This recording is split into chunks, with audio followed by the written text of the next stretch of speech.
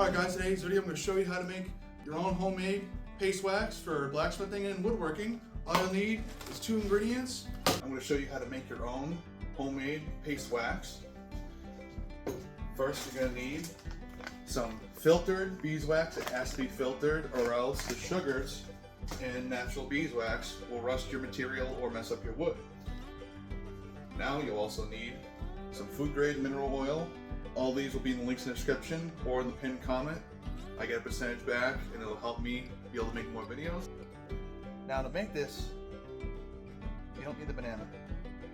Now to make this, you can either use one of these takeout containers because you're just using a slow cooker. You can use a double boiler, which you'll have to use a heat safe.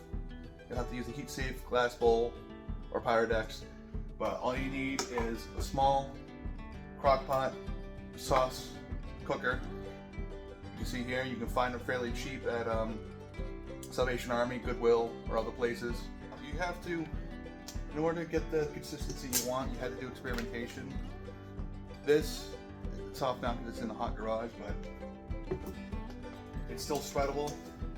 So you're just gonna start small. And you see, the great thing about this filtered wax is that it comes in these little pellets, which will help it melt a lot faster. These small pellets will help melt faster. So you're going to take your mineral oil and you're just going to start off just by covering the oil, covering the beeswax. So it'll be like that. And now we're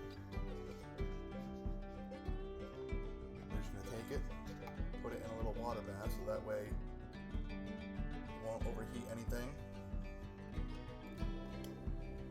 And if you want to over time, once it starts melting, because it'll clear up, you can add more wax to it. And because you're using a slow cooker, it's never going to get overheated. So you can leave it and forget it, and you won't have to worry about it. Just don't put a cover over it if you're using the water. Just don't put a cover over it because the water will steam and get into the wax. So just gotta wait a few minutes. It's been some time now, probably over half an hour.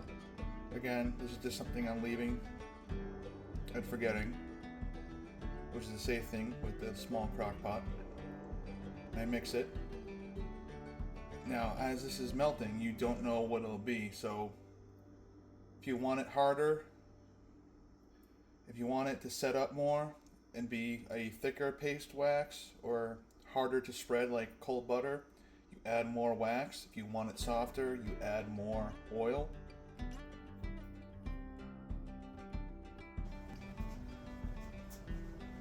So now that we got this, we're just gonna turn the forge on for like 30 seconds with this in there, get this nice and hot, and then use this and a cloth and we'll get it waxed.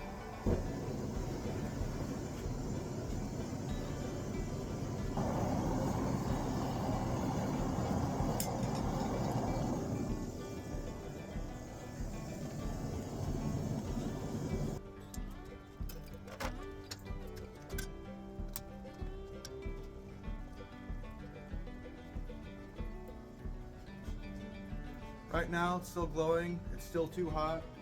If it's glowing, even if it's a slight cherry, still too hot. See how that instantly kind of vaporized? That's a bit too hot. Careful, it will get hot. The cloth that you're holding.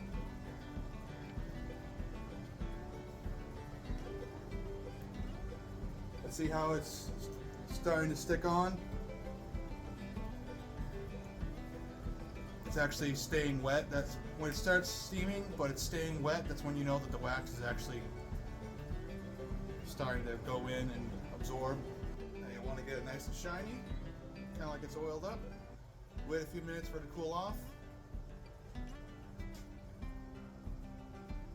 Just put it somewhere. Don't dip it in water, because that can get into places. Just let it sit in the... Alright guys, I hope you enjoyed the video. This will save you some money, and also it's not only good for either knife making, ironwork, or woodwork, it can also preserve your equipment. So if you have a belt grinder that has a table because you're using water to pull off your blade, you can put this on anything that could rust in your shop, and it'll have a nice wax coating that'll help resist water, and you'll resist rust. So you guys be safe, have fun, do your research, and forge on.